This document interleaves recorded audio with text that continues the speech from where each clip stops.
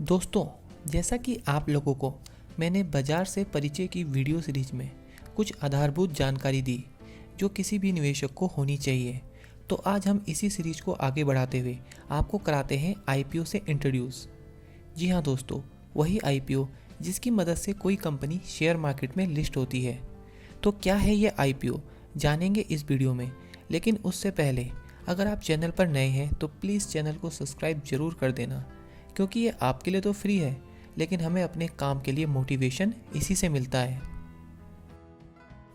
दोस्तों, आईपीओ को समझने के लिए आपको पहले इसके स्ट्रक्चर को समझना होगा कि शेयर्स की कैलकुलेशन कैसे की जाती है।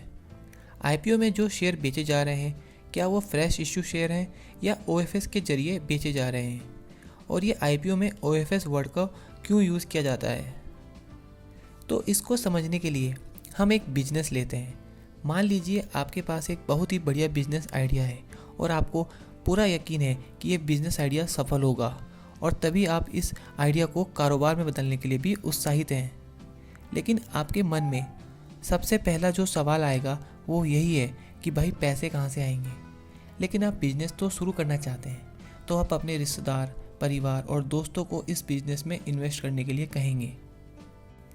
अब मान लो कि आपका एक रिश्तेदार और एक दोस्त बिजनेस में पैसा लगाने को तैयार है और आप खुद भी अपनी जमा पूंजी भी इसमें लगा देते हैं। ये दोनों लोग जो कारोबार में कमाई शुरू होने से पहले ही पैसा लगा रहे हैं, वो बिजनेस पर एक तरह से दांव लगा रहे हैं। ऐसे में इन दोनों दोस्तों को एंजल इन्वेस्टर कहा जाएगा। अब मान लो कि आपने और आपके एंजल इन्वेस्टर्स ने मिलके 5 करोड़ रुपए की कैपिटल जोड़ ली।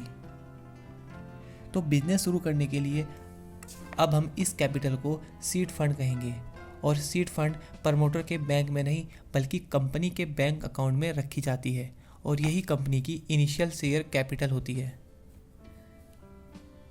इस सीड इन्वेस्टमेंट के बदले दोनों हिस्सेदारों, जिसमें एक प्रमोटर और 2 एंजल इन्वेस्टर हैं, इनको कंपनी के शेयर इशू कर दिए जाते हैं, जो ये दर्शाएगा कि कंपनी के मालिक ये तीनों लोग हैं।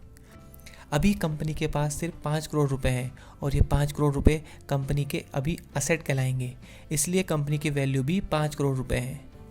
अब कंपनी मानती है कि हर शेयर की कीमत 10 रुपये है, और क्योंकि 5 करोड़ रुपए का शेयर कैपिटल है तो 50 लाख शेयर होंगे, और जो ये 10 रुपये है शेयर की कीमत है, वही इसकी फेस वैल्यू है।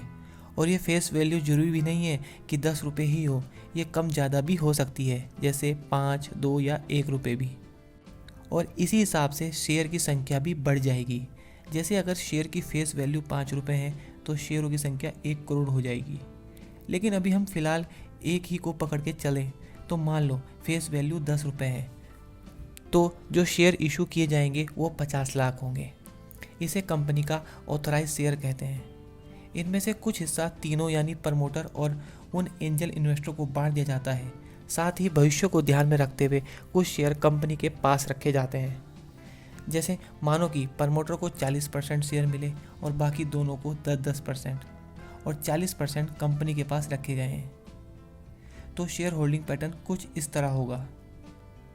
याद रखें कि बचे हुए 40% शेयर अभी भी कंपनी के पास हैं, लेकिन वो अभी किसी को नहीं दिए गए हैं। अब प्रमोटर के पास कंपनी है और एक बढ़िया सीड फंड भी। प्रमोटर बिजनेस शुरू करता है और अपने प्रोडक्ट को बनाने और बेचने के लिए एक छोटी सी मैन्युफैक्चरिंग यूनिट और रिटेल स्टोर भी खोल लेता है। अब प्रमोटर की मेहनत रंग ला रही है, और दूसरे साल के अंत तक कंपनी के खर्च और आय बराबर हो जाते हैं। जब कंपनी के खर्च और आय बराबर हो जाए तो कहते हैं कंपनी ब्रेक इवन कर रही है। अब प्रमोटर के पास भी कंपनी चलाने का अनुभव है और पहले से कहीं ज़्यादा आत्मविश्वास भी। अब प्रमोटर कारोबार थोड़ा फैलाना चाहता है, तो इसके लिए वो एक मैन्युफैक्चरिंग यूनिट और कुछ नए रिटेल स्टोर खोलना चाहता है। एक बिजनेस प्लान बनाने के बाद उसे पता चलता है कि इस पूरे काम में 7 करोड़ रुपए की पूंजी लगेगी।